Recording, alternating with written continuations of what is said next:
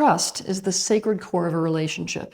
It is the most important thing to build up and to preserve in a relationship. It is to be treated like a sacred treasure.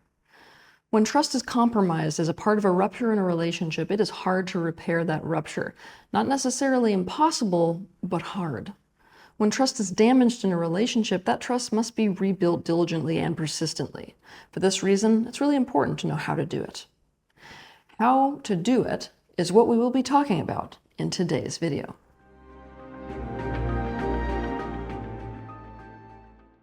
First, let me explain what trust is. To trust someone is to feel as if you can rely on them to act in your best interests. A big part of this is about relying on other people to capitalize on your best interests, meaning that you can rely on it being in their best interest to act in your best interests. A person's best interests are the things that are beneficial, right, and good for them. And this is unique to each individual person. In a relationship, it's really important to get to know the other person so as to deeply understand them so you have a picture of what their unique best interests are. This way, you can behave in a way that creates trust and also that preserves it. This being said, especially in the beginning of a relationship, we may not execute this perfectly all the time. There may be times when we don't act in a way that is, let's say, aligned with the other person's best interests, and so we will need to repair trust with that person. It's important to understand that trust breaches really exist on a kind of sliding scale that depends on the best interests of a specific person, and it's definitely much harder to repair some of these than others because of this sliding scale, right? Big ones for people are harder to repair than small ones. For example, say that a woman cares about her privacy, and say that she's at a party with her boyfriend and that he reveals something to the group that she considers to be private. She then loses trust in him, but this is likely to be a trust breach that he can repair. But say that this woman cares a lot about her cat, and so she's very clear that nobody can let the cat sneak out the front door. But let's say that her boyfriend is not diligent about this, and so the cat gets out and gets hit by a car. This will be a much harder trust breach for him to repair. But this whole sliding scale may be totally different for a woman who works for the FBI. If her job and safety depends on privacy and her boyfriend reveals something about her to a group of people, this may be a very difficult rupture to repair, if not impossible, because her boyfriend has revealed himself to be a liability in a very serious way for her specific best interests. In fact, the cat scenario for this other woman may be a smaller trust breach. It's important to know that what's in one person's best interests may be not in another person's best interests.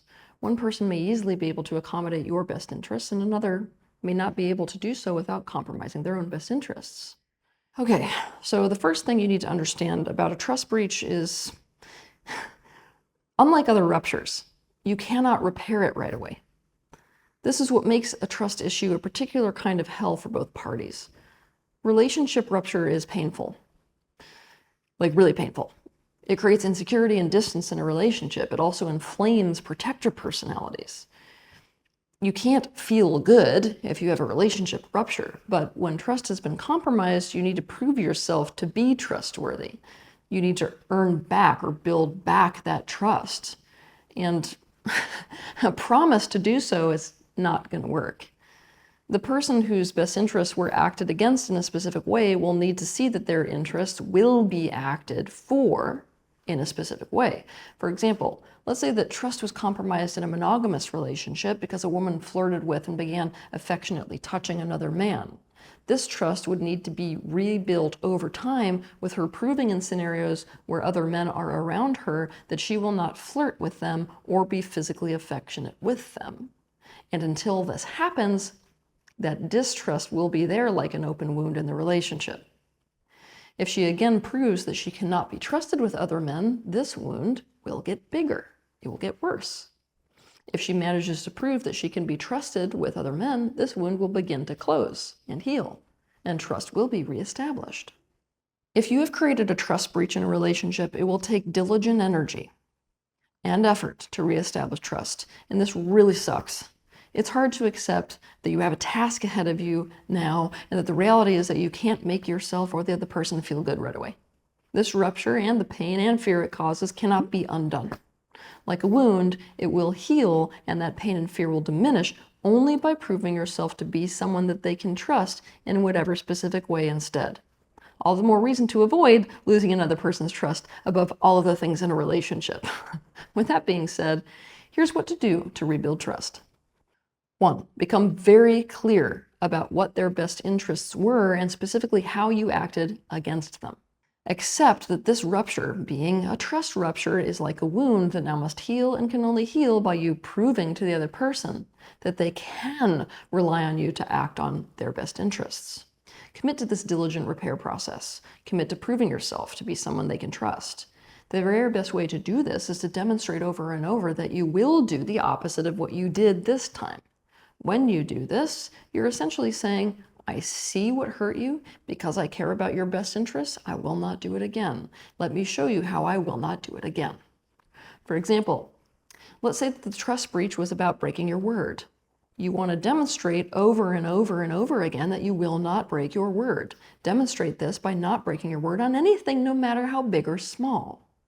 But let's say that the trust breach involves changing something that you find difficult to change right away. Then the trust must be built by you proving your dedication to doing so. What do I mean by this? Let's say that you lost trust because of flying into a blinding rage where you hurt the other person, but you know that this is a problem for you in general because you struggle with rage. Well, it's not going to really work for you to be like, I will never get mad again and I'm never going to fly into a rage again. In fact, saying this and then flying into a rage is going to further destroy trust. But you can say that you're going to commit to dealing with your temper. And this may look like going to see a therapist weekly, reading books and watching videos on anger and rage, potentially committing to an exercise regime that makes you feel more emotionally stabilized, maybe creating a new protocol for dealing with your emotions when they arise, etc., etc. It could look like a lot of things. The point is, the person has to see that you are dedicated to their best interest by seeing the effort that you are putting towards something that is in their best interests. They're likely to begin rebuilding trust in you when you do this, but here's the thing. If you're going to go down that road, you cannot be passive about this demonstration. All this said, the reality is, unless you can be relied on to act in the best interests of somebody in a specific way, they should not trust you in that way. For example, let's say that you're somebody who talks badly about other people behind their back. Maybe you say something different than you would to their face. You should not be trusted to not talk badly about people behind their back. Why do I have to say this? Because it would shock you how many people want to be trusted in a certain area despite not being trustworthy in that certain area. 2, communicate all this to the other person. Communicate a clear understanding of what you did and why it was not in their best interests. The trust breach must be acknowledged, as well as the pain and fear it caused. There will be no repair to a trust breach without empathy. You'll need to be able to communicate the why behind doing what you did to damage their trust. Keep in mind that this is not the same thing as making excuses or justifying yourself. It is simply a necessary thing to be able to clearly explain to a person why you did what you did. This also helps to ensure that the other person isn't coming to their own terrible conclusions and making things mean something that they don't mean.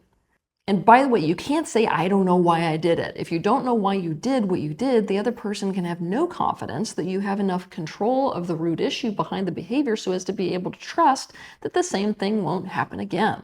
What you want to do as a part of this communication is communicate a desire and a commitment to acting in their best interest. You must communicate to them a deep level of caring about what is beneficial, right, and good for them, and communicate your commitment to doing the opposite of what you did going forward.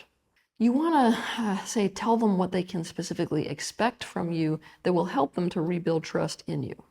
This is likely to be the opposite behavior from the behavior that caused that trust breach in the first place, and then follow through. Take full responsibility for rectifying the situation and be consistent and reliable and dedicated in your demonstration that you can be relied on to act in their best interests. If you do not diligently follow through on your commitment to rebuild the trust in this way, you will have destroyed trust even further than you compromised it in the first place. 3, in the case that a trust breach reveals an incompatibility, meaning there's no way to act in their best interest in a certain way without compromising your own, you've got to put this reality on the table in a way that demonstrates that you care about their best interests. Basically, in this case, you build trust by enrolling them in a kind of problem-solving mode where you both put your energy towards finding a win-win. This may mean reconfiguring the relationship, and it may mean changes that have to be made that are not particularly pleasant or preferred by either party, but they are in the highest and best interest of both people, and then those changes that accommodate for the best interest of both people must be carried out. This isn't the ideal situation, but nevertheless, it will build trust because it is still an overt demonstration of this. I do care about your best interests, and I want to be an ally and advocate for them. So when I become aware that your best interests are in conflict in some way with mine, I won't just play a zero-sum game. I'm going to stop everything and lend my energy to figuring out the highest and best scenario that is in alignment with what is beneficial, right, and good for you and me. Let me give you an example. Let's say that two friends live together. One of them is a musician and the other is in college. Let's say that the musician wakes up late at night to record a new song that popped into his head at 3 a.m. He wakes up his roommate, who just so happens to be trying to get enough sleep for his law school admissions test. And by the way, he knew this about his roommate. He knew he had this important test beforehand. Well, obviously, this damages trust in the relationship. But let's say that the musician sits there and really realizes that he can't revolve his creative cycles around the best interests of his friend in his college years. To build back trust, the musician would need to prove himself to be an ally and advocate for his friend's best interest by recognizing this incompatibility. And perhaps the solution that the two may come to is that they can't really keep living together. But he may show his dedication to the friendship by, number one, finding a great person to sublet, somebody who will allow this person to get as much sleep as possible and to do the best on their tests as possible. Also making an effort to spend quality time together when his friend is not in these classes. 4, prioritize what fosters feelings of togetherness, closeness, connection, and emotional intimacy. A trust breach by definition harms the security in a relationship. When relationship security is damaged, there is less tolerance for space in a relationship, and feel-good connection needs to be reestablished. This means the priority should be spending time together, speaking their love language, reconnecting on an emotional level, maybe on a physical level, depending on the kind of relationship it is. Basically, you want to ask yourself, aside from building back their trust in me, what can I do that will feed the relationship and make it feel better? What love language can I speak to them that will be the most effective? What quality time might we spend together? What experiences might we share? What conversation might we have? This is not a time to go along with business as usual. For example, you don't want to create a trust breach with your girlfriend and decide to go out for a boys' night anyway. You've got to demonstrate that the other person and your relationship with them really matters to you. When it comes to trust breaches, your biggest enemy is patterns. Patterns in this context mean trust-compromising behaviors that happen over and over again.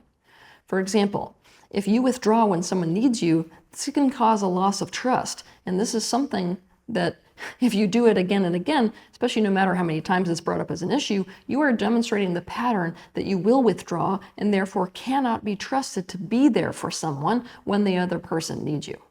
The mind is wired to recognize patterns, and this is really, really smart.